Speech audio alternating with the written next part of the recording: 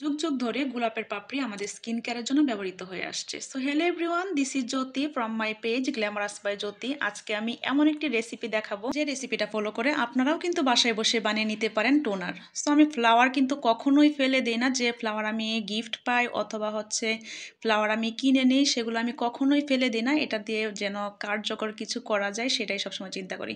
So এই ফ্লাওয়ারগুলো থেকে আমি এই শুধুমাত্র গোলাপ ফুলগুলোকে, মানে যে গোলাপের পাপড়িগুলো আছে সেগুলো আমি চিড়ে নিচ্ছিলাম।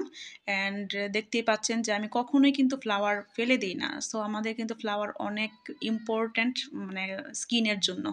সো এগুলো রেখে দিয়ে তো কোনো লাভ নেই, আমি সবসময় এই কাজটা করে থাকি।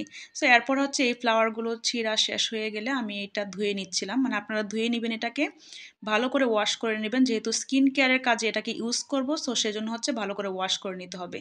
এরপর আমি একটা পাতিলের মধ্যে পানি নিয়ে নিয়েছি, অ্যান্ড ওই পাপড়িগুলোকে পানির উপরে দিয়ে দিয়েছি। এটাকে আমি হালকা আঁচে চুলার মধ্যে দিয়ে দিব।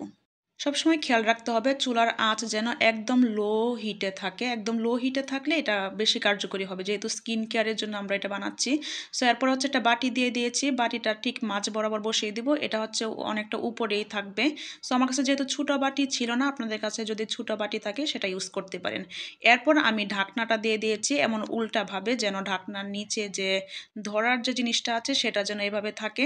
সো দেখতেই পাচ্ছেন ওই জিনিসটা থেকে, মানে ঢাকনার ওই পাশ থেকে বাষ্প হয়ে যে ফোঁটা ফোঁটা পানিটা পড়েছে, এই পানিটা থেকে মানে এত সুন্দর স্মেল করতেছিল এই পানিটা। এই পানিটাই আমাদের টোনারটি। আমার কাছে বড় কোনো স্প্রে বোতল ছিল না, এতটুকু ছোট একটা স্প্রে বোতল ছিল। এরপর আমি স্প্রে বোতলে ওই টোনারটাকে ভরে নিয়েছি। অ্যান্ড আপনারা এটাকে অবশ্যই ফ্রিজে রাখবেন। এটাকে ফ্রিজে রেখে 1 উইক পর্যন্ত ইউজ করা যাবে। অ্যান্ড ওই যে দেখা যাচ্ছে ওই পানিটা ছিল, ওই পানিটা আমি বরফ করে নিচ্ছি। এই পানিটার সাথে আপনারা চাইলে গ্রিন টির পানি অ্যাড করে নিতে পারেন। যাদের পিম্পলের সমস্যা আছে তাদের কিন্তু পিম্পল রিডিউস হয়ে যাবে। অ্যান্ড উই নো দ্যাট আমাদের স্কিনের জন্য টোনার কতটা বেনিফিটস, আমাদের পিএইচ ব্যালেন্সকে ঠিক রাখে। আমরা যে ফেস ওয়াশ বিভিন্ন ধরনের সোপ ইউজ করে থাকি, সেটার কারণে কিন্তু আমাদের পিএইচ ব্যালেন্স আস্তে আস্তে কমতে থাকে।